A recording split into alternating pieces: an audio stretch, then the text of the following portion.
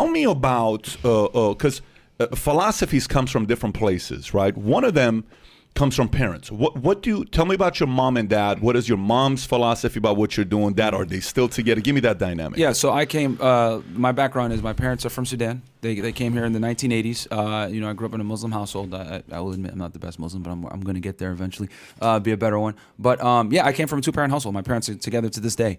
And it was actually my mom that warned me about, Western women in general, like, hey, make sure you don't marry an American girl, blah, blah. And I always wondered, like, Mom, what's wrong with you? Like, what are you talking about? And then, like, as I became older, I started to see she would always tell me things like, she ain't going to cook for you, she ain't going to clean for you, she's going to chase her career more than you, she's not going to care about the kids, she's going to put them in daycare, you don't want that shit, blah, blah, blah. And in my head, I was like, bro, what's wrong with you? Like, get out of here. But as I became older and older, I was like, damn, okay, she ain't lying.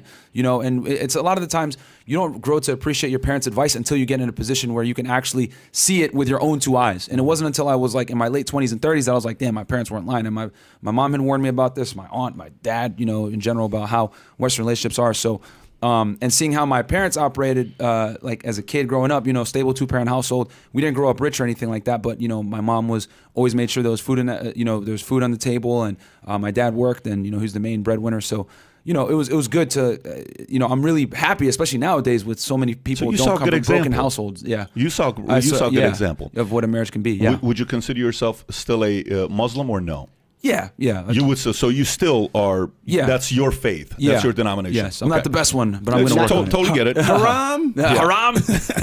Non-practicing. Totally get it. So I'm a non-practicing Christian. So here's what I would say. So, but long term, we may one day find you being married with kids. Oh yeah. Like I would do it, but I would definitely take like my steps that I'm going to take are I'm not going to lie, are probably pretty extreme of what I'm going to do. My strategy, but that's just kind of where we are now. Are you going to be married before 40? I don't know about that. Maybe a little bit later, but I plan to like leave the United States to do that. Like I'm probably going to go to like Dubai, Saudi Arabia. Is that what you mean by so you're going to get somebody from your community, from Sudan? Yeah, not Sudan, but like somewhere from the Middle East that has like a Muslim background and everything. So speaks listen, Arabic and stuff. I tell you, so far to me, I get all the stuff, but here's one thing I will tell you. There's one thing I will tell you that I think we don't pay enough attention to. So, okay. So I'm not the best Muslim, but I'm a Muslim, right? Like for me, my parents were Christians, but I'm an atheist. There's no way in the world I believe in a God with what I've seen with bombs, people dying, blowing up, Iran, all this bullshit. I'm like, there's no God. What do you guys are? That's for naive people. But fine. Mm-hmm. If I say I'm a religion, I'm a Christian because the lineage is the parents, right? Yeah. Here's what you got to realize. If your mom says what she said to him, that's the Bible. Meaning your mom becomes your God. Let me unpack that a little bit, and I may be wrong. Just hear me out. Yeah, sure. If a mom says, "Be careful with these Western girls. Be careful with this, and be careful with that. Be careful with that," and the form of affirmation was like not once, not she's probably told you that many times. Affirmations work, and then it sticks. So for me, when I was, my dad and my mom got a divorce. So it's a slightly different story. I don't know. They got divorced twice. And they were like legit wanted to get a divorce, but they kept coming back because maybe this is going to work out. But they finally got a divorce 20 years later. And my dad is a similar philosophy to your mom. Mm-hmm. So my dad and your mom are very similar, okay, with what he says. Don't waste your time with all these girls. And let me tell you, all the girls lied and all the girls. And you got to realize, my dad is my hero, and I love my dad. My dad's probably listening to this right now, cracking up with he's same on my at the house. Yeah. So we got a great relationship together. But one day he kept saying this, women are this and women are that and women are this. And relationship goes bad. Relationship goes bad. Relationship goes bad. Relationship goes bad. And I'm finally like, screw this. I'm just going to go play and all this other stuff. And I'm like 26, 27, 28. And then we had a moment. And here's what the moment was. I start reading God knows how many books. I'm devouring books left and right. That became my, like, if I'm not going to church, my books became my God.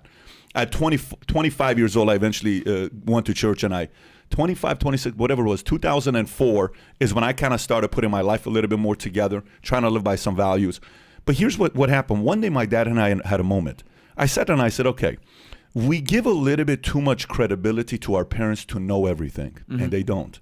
We give a little bit too much credibility to our mom and dad that they know it all. And at one point, we have to question, like even my kids, they have to question some of my philosophies and say, Daddy, I don't know what the hell you're talking about when it comes down to X, Y, Z. Fine, question it, right? So I sat there and I said, do my parents love me? Check, okay.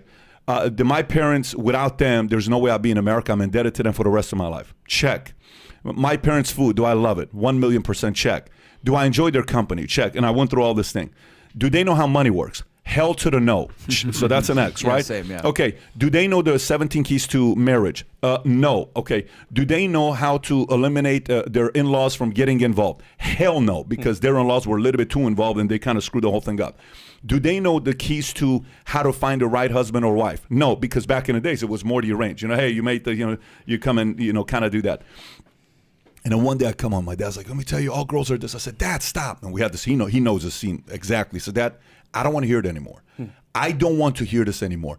Don't pass down your limiting beliefs to me. You got to stop. That's your limiting belief, okay? If that was your limiting belief and you had a bad marriage or a bad life, I don't want to hear about it. That's yours. I love my mom. I love you. But I don't want that to be me. Do you want me to also go through the same life? He said no. Then stop saying that to me. So we had and I'm underestimating what this was. It was a very heated moment. We didn't talk for a week. A week later, this is why my dad's my hero, because he's able to do this. He comes to me. And my dad's an April 10 baby. So he's like very much to himself, independent. He doesn't rely on anybody else. He's his own man. And one day we're sitting there. It's quiet. He says, you're right. I said, what? He says, you're right. And my dad won't say that. He says, you're right. I said, what am I right with? He says, you're right. I've thought about it for a week. You shouldn't let my fears pass down to you. You're right. And I'm like, holy freaking moly, right? I got the chills all over my body because I love this man. I love my mom. I want to live a good life. I want to one day give you grandkids. But my dad also said the following thing, which is exactly, I can't say the whole thing, what he said. He said, listen, before you get married, date every single nationality. Do it in every place you possibly can. He would say, if you can do it in the phone booth. I said, Dad, it's not the 60s. There's no phone booth here. He said, you've made it when you've done it in the phone booth and, playing all this other stuff he goes through. Then when you get that out of your system, then it's a little bit more where you're not going to be sitting there saying, hey, I kind of feel like I missed out. Then later on, you're like, I kind of missed the party life. I'm definitely not going to have a reputation. I haven't missed the party life. Yeah. So that's the part. So for a mom to say that, I mean, in your religion, my religion, where we come from the Middle East, Iran, mom is like, for mom to say that. So I fully understand that. But I think there's a lot of depth in your philosophies. I don't think you got to where you are right now accidentally. Yeah, no, well, so going back to what you were saying there, so like, no, 100%, like, obviously you can't let your parents' viewpoints like shape your world without necessarily experiencing it. But what I was saying was like, when I was younger, I was like, I challenged it then. I was like, well, what's wrong with you? Like, what the hell? Like, but as I became older, I just saw it through my own natural experience. What she said was true. So it was a little bit more profound for me because I saw it through my own experiences. Because at first I was like, I don't know what you're talking about. Could that be selective, though? Could that be selective? Could that be just accidental? I wish it was, man. But it's like. But you're young, though. You're 32 years old. You're still young. So here's the thing. So so at this point we've interviewed well over 1,000 girls. Yeah. And we've noticed that there's certain trends and certain mindsets, certain beliefs, certain Software, type hardware. of And we always say, just because the hardware is different does not necessarily mean the software is going to be different. The software is almost always the same, but the hardware is different, right? And what I mean by that is that in general, there's this a belief system in first world countries, where feminism is strong, where women think that they're equal to you, or a lot of the times they don't necessarily want to do certain duties that women used to do before. In other words, your roles as a man are static. You're expected to be masculine, the protector, the provider, etc., the leader, but her roles are negotiable. She can pick and choose when she wants to cook. She can pick and choose when she wants to be feminine. She can pick and choose when she wants to be a lady. And my thing is, it wasn't until I became older that I realized that, and then from interviewing all the girls that we do, going on dates, my anecdotal experience, and then in general we also talk with thousands of men as well, because we talk with both men and women. If you ever watch our show, we get super chats and donations from all over the world, and it's always English-speaking first world countries a lot of times, South Africa, Australia, New Zealand, whatever, and all these guys are dealing with the same issues. So I was like, damn, okay, so it's not just what my mom said. It's like now I actually see it with my own two eyes, from interviewing the girls, from guys coming to us, and it's just like it's been reconfirmed a million times over and over. Now, is that to say that every girl is terrible in the West, don't marry them? No, I'm not saying that. But what I am saying is that there tends to be this very similar mindset when it comes to intersexual dynamics with a lot of modern day women that don't necessarily that won't lead to a fruitful relationship if you don't know what you're doing. I think if anything, guys really got to be on their P's and Q's in today's day and age, even more so than 20 years ago. No, I mean, listen, in regards to that, I fully agree with you. But I will also tell you this. Listen, being in the investment world for 20 years, I don't know how many times I gave $100,000 to this deal, $50,000 to this deal, $200,000 to, and nothing happened. And all of a sudden, one of them, boom, 28 million, boom, you get them, and you're like, oh shit. So none of this stuff work. Screw the entrepreneur, the hell with the investment. None of these guys are workers. But you got to have a little bit of that. So I think the part where in regards to the parents, when you're saying mom, dad, all that other stuff, they have. I watched this video with this guy on Wendy Williams. He was in the movie Black Panther. Who's the guy? One of the actors, very good actor. Tyler, can you pull up Black Panther? Anyways, this guy's not Chadwick Boseman. Not the other guy. Michael B. Jordan. No, there was the guy from Creed. Oh man, that's I don't Michael know. B. Jordan. No, not him. There's another guy. Let me see. Can you go to the IMDb? Anyways, he's on Wendy. Go to the top because the pictures of the cast. Yeah. Daniel. Which one it is? Man, I don't know who it was. Anyways, a guy was on Wendy Williams, and when he's telling Wendy Williams, when I tell you to make a sandwich, you make me a sandwich. Remember, who is that guy? I forget his name. Anyways, but I know it was what a great back and forth. So he says, when I tell you, woman, when I tell you to make me a sandwich, you make me a sandwich. He's being serious? He's being dead serious. To who? To a woman on stage? To Wendy stage? Williams. She says, when I tell you to make a sandwich, woman, you make me a sandwich. Like, I'm not going to make you a sandwich. Oh, okay. Let me get this straight. So if we go out to dinner, do you expect me to open the door? Yes. When we go out there and take care of the bill, do you expect me to pay for it? Yes. So when we go out there and fight breaks out and somebody says something, do you expect me to go? I expect you to punch him in the face. Well, then when I expect you to make me a sandwich, you make me a sandwich. Yeah. Do you agree with him? I do. When Jen and I went on our date and we did the 101 questions, I told Jen, we went through this whole question together because I had done this exercise. You familiar with this book? PBD, Anthony Mackie. The book? That's the guy. He crushed it. To this. Yeah. He crushed it when he get. But he was in 8 Mile. I don't know if we can play it. Don't play it. Don't play. But this is something that people have to see. But anyway, Jen and I go to we go through the 101 questions, and I said, look, what is your expectation of me? Boom, boom, boom, boom, boom. Check. No problem. Here's what I expect from you. I don't care if my wife is black. I don't care if my wife is white. I don't care if my wife is Hispanic, Filipino, whatever. I expect her to know how to make Middle Eastern food. Because my mom and my dad are only going to be here for a while. You got to make my favorite dish that I like. And she's like, okay. I didn't have a lot of requests. My requests were like 3 to 5 requests. What were your requests? I have the book. I'll bring you one time. We'll go through the requests that I had. But I said, this is one of the things. The number of kids I wanted to have, the role, the relationship, you got to have a support. Anyways, I went through. But I said, I want Middle Eastern. I want my wife to know how to cook Middle Eastern food because if the house smells like food, kids will stay home. If it doesn't, kids will leave. So next date, she goes on Google, makes an Assyrian dish. And I'm like, it was horrible. It was the worst meal I've had in my life. But I sat there and I'm like eating the food just to say I'm eating the food. And I told her, I said, babe, this is not good. My mom and dad can make it 1,000,000 times better, but I have so much respect for the fact that you didn't jump to and say, who am I? I don't need to. I'm not kidding. Yeah. I'm like, you know what? So, hats off to you. But effort. But I can tell you 10 other stories where that wasn't the case. Of course. So you're right. Yeah. I can tell with other women, you're saying. We're like, I'm not going to do that for you. We're going to go out there and do this. No problem. By the way, some people are listening to this and they'll say, well, I still don't cook. And my husband cooks. No problem. That's part of your arrangement, not mine. I'm not going to, in our house, I'm not the handyman.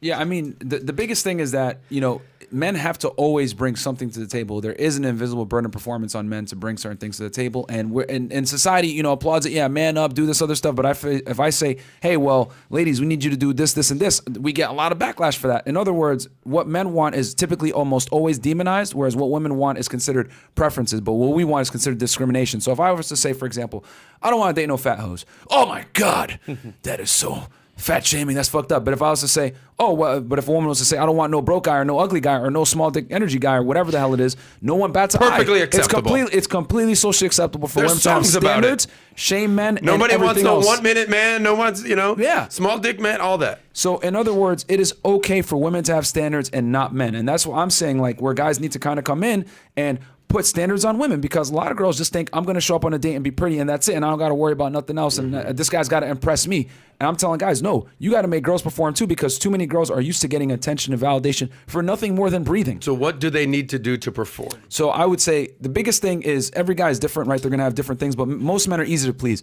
As long as a woman is compliant, submissive, feminine, attractive, pleasant to be around, not annoying, like you're gonna have a lot of guys happy just with that. You know what I'm saying? Then every other guy, depending on what they want, you know, maybe they're an entrepreneur, they're gonna need help or whatever. But a lot of women come into the relationship thinking, what can you do for me? Versus what they need to do is come into the relationship thinking, what can I do for you? Because at the end of the day, I think women always make a really bad mistake where they think, oh, well, I have a bunch of guys hitting me up, whatever. No, your game is, can you retain the guy that you like, admire, and respect? The guy's game is, can I attain the girl? The girl's game is, can I retain the guy after I fuck him? And if you were to ask a lot of modern day women, they can't retain these dudes. That's why a lot of them are chronically single. Guys ain't shit, blah, blah, blah. Is because their retention value sucks because they come in from the perspective of, let me get what I can. I'm going to come in as a liability versus being an asset. A lot of girls are liabilities, if I'm going to be honest. So here's the biggest problem, right? That I see it from the podcast, from dating, actually being out there in the field. And it's scary because most women never think about it. They know what they want. To an example, 6 feet, 6 inches, 6 figures. You know, the typical... The 6 rule. Top percent guy. However, they never ask question, what does that guy really want? And as a result, they'll do the most. Oh, I'm a boss, babe. I have my own money. I can buy a car. I can do this and that. It's like, no, I don't want another me. I want a girl that's feminine, pleasant to be around, that's peaceful, right?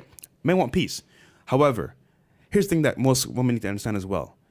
What they need to do is bring value to the guy. And it could be anything. For example, let's say I own a pizza shop, right? And for me personally, all I need is someone there on Saturdays when my staff is not available to take phone calls. If she's really into me, guess what? She's going to say, you know what? Damn, my man needs this on Saturday. I'll make time and adjust for him because he's my man and I care about and I respect him. And as a result, that's adding value. Like, for example, it could be even in the gym. You know what? He needs his protein shake at 10 a.m. She says, you know what? I'll wake up early, make it for him, and go back to sleep. That's adding value. So we're just saying, for the most part, most women, they don't even care or want to know what men want. They just say, I want this guy because he's high value. But it's amazing. We've brought girls on the show and they'll say, I want this and I want that. We actually have something called the delusion calculator. It's kind of funny. And we have one of our supporters actually made it, and he pulled stats from the U.S. Census Bureau and from the National Health Organization, right? That has a composite of like all the men in the United States, etc. And we'll say, okay, I want a guy to be 6 feet tall. So we have that's I think one I of did the this with calculators. Rolo. We've done this So, before. but we have our own. That's the old one. This old one. We have a new updated one. Let's see the new updated one. I don't have the link here, but we've used it before, and like almost every time, without fail, when we ask the girl to describe the guy from height standpoint, how much money they make, whatever, they're almost always describe a guy in the top 2 or 3% of men, say over 6 feet tall, 100,000 plus, whatever. And then we ask, okay, so this is what you want in the guy. What do you bring back? Fucking crickets, man. They don't really know what to say. They'll go ahead and sometimes say something like what he was saying, like, oh, well, I bring my own money, I bring my own stuff too. And a lot of women don't understand that attraction is not symmetrical, it's asymmetrical. Men and women are attracted to completely different things. And a lot of girls don't understand this, which is also scary because they think, well, I make my own money, I'm successful, I'm ambitious, blah, blah, blah, blah, blah. That's great. That sounds great on paper for you, but men don't necessarily care about these things. And they're like, what are you talking about? Blah, blah, blah. And I'm just like, well, if I decided, I'm going to do my nails on Saturdays and wear heels every now and then and be very pretty and stuff, you look at me like I'm crazy, right? Yeah, that's not attractive. Okay, well, that's how I feel every time you come up and say, I'm a boss, I make this much money, whatever. Because whether women want to accept it or not, making money, being successful, etc., you tend to have masculine traits when you are a go-getter and an A-type personality. And a lot of guys don't find that attractive. And the men that they're competing for don't find these things attractive because once a man has money, the last thing he cares about is a girl that has money like that. If she does have it, it's a plus, but it's not necessarily a requirement. By the way, I watched this one lady. She's 60 years old. And she says, let me tell you guys about my life. In my 20s, the feminist movement was taking off. I joined it. I went and became a career woman. And I did so well. And all I wanted to do was be better than men, be better than this. And I bought into that philosophy. Today, I'm a millionaire. Today, I'm a C-suite executive.